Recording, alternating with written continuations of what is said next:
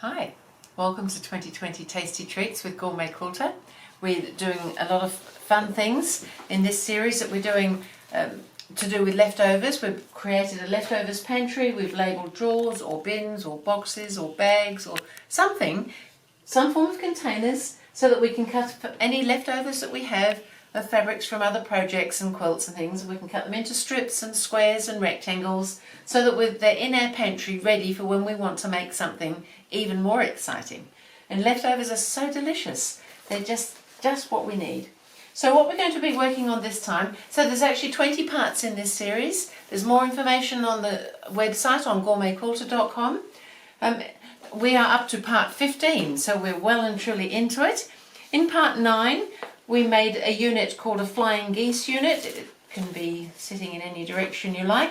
It's basically a rectangle which has got corners missing to create this triangle with two corners. Now they can be different colours, such as this. They can be similar colours. They can be all sorts of colours. Great for using leftovers, I have to say. So you can make them in all sorts of sizes. As you can see, I've got larger ones up here. You can make little tiny ones. And we were putting the corners on and we trim off corners. So we've ended up with a very nice jar of trimmed corners over here as well as in our pantry, ready to go into some other delicious project.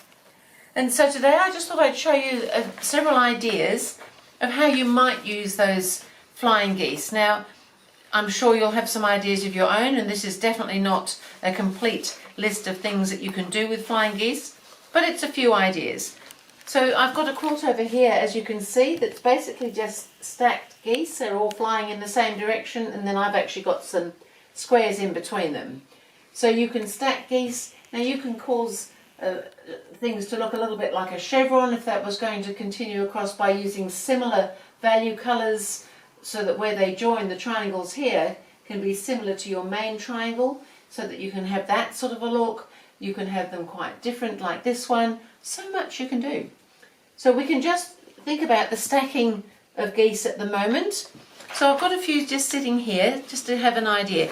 So on this first suggestion here, I'm suggesting that you could have the geese coming up one row and going down one row, like as in this picture here, if you can see that. This one here, I've got them all coming up, so all facing up the other way, but I've suggested that you could put a piece of sashing in between. Now on this quilt over here, I did the squares in between as a sort of sashing, just something to break it up, but really it's a matter of what it is that you would like to do and whether you're trying to bring a particular colour in, so a sashing would be a more constant colour possibly. And again on this last one over here, it's the same sort of thing, but we've kind of combined this one with this one, so we've alternated the direction of the geese and we've sashed it. So that's kind of with the works, if you like. And then, if that's not enough ideas, we can have another little play with some of these little geese. So you can, I've got a few squares here, so just occasionally by adding a square here and there can make all the difference to what we're making.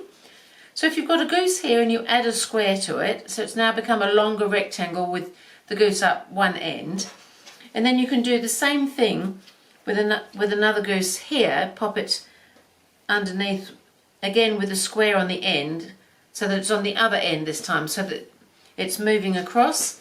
And then you might do the same thing again with this one, and you can make them up into a block. I found if I make a block of 4, I'll pop another red one there just because it's what's handy at the moment. If you make a block of 4 so that you've got the 2, or a block of 2 would do the same thing, then you could make columns of them like that, and it just gives that sort of zigzaggy geese look, which is also kind of fun for something a little bit different, and super easy because it's the geese and a square. You could make this a longer rectangle and put it on differently, etc., etc., but if you were working with geese units, you can alter a goose by adding a square. Poor square goose. And so that was a few ideas on that page, and then on the next page there's, guess what, more ideas. So then I was suggesting you could possibly, on this idea here, there's a block here with the geese going in several different directions.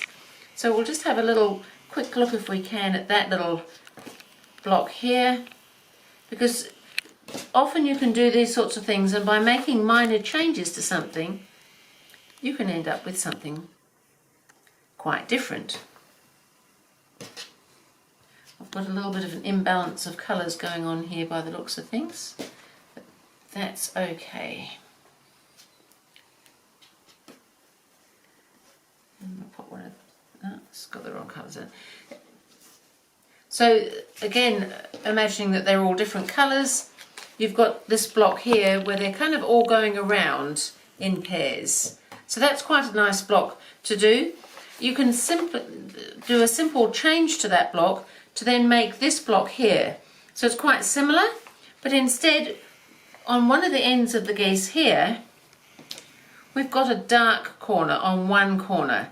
So if we swap out these ones here and pop those ones with the dark corners in the middle bit there, it's something as simple as this that can make these things so very much fun.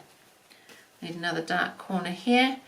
So what we've ended up now is basically the same block, but by just placing a dark corner on one of those geese and placing them all in the centre there, you end up with this pinwheel in the middle of this block, of these dark triangles. And again, you can just repeat those next to each other, or you could sash them. There's lots of other things you can do with the actual blocks.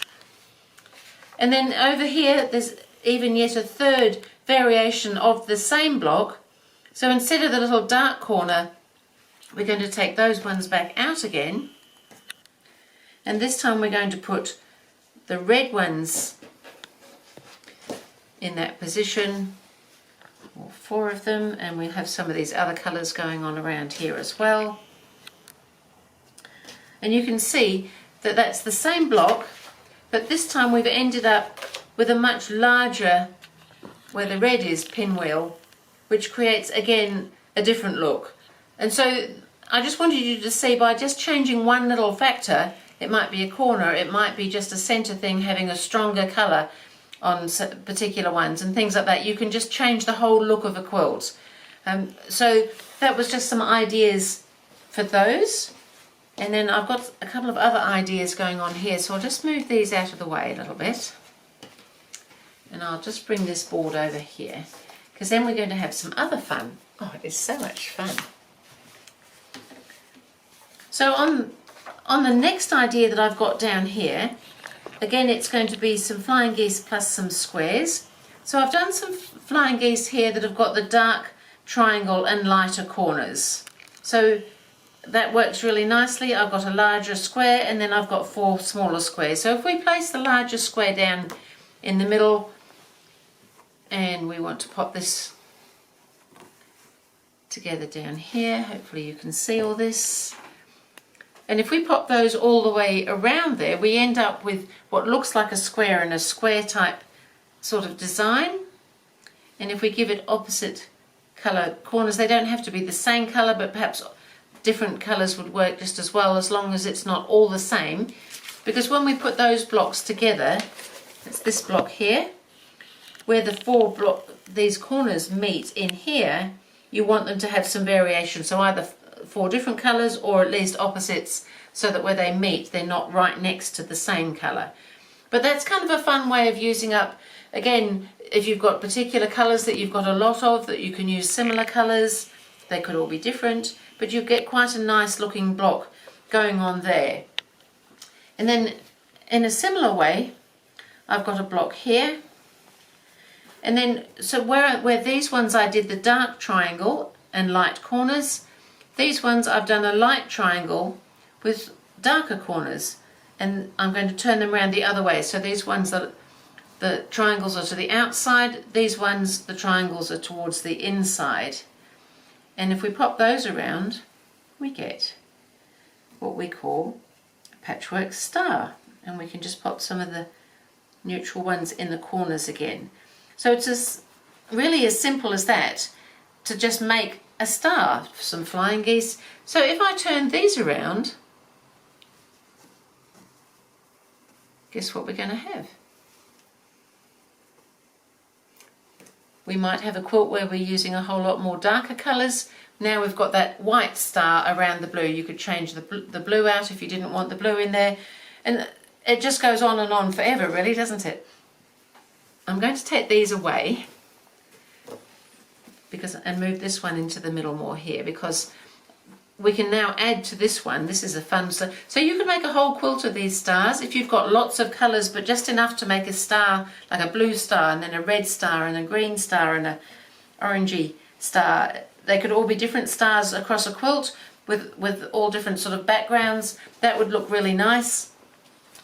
Or we could get really carried away and we can add some different size geese now and squares. So by adding some upsized ones, so bear in mind that when these are all joined together, this will all actually be a little bit smaller, so we'll just bring those in so that we don't lose the effect of what we're after this time.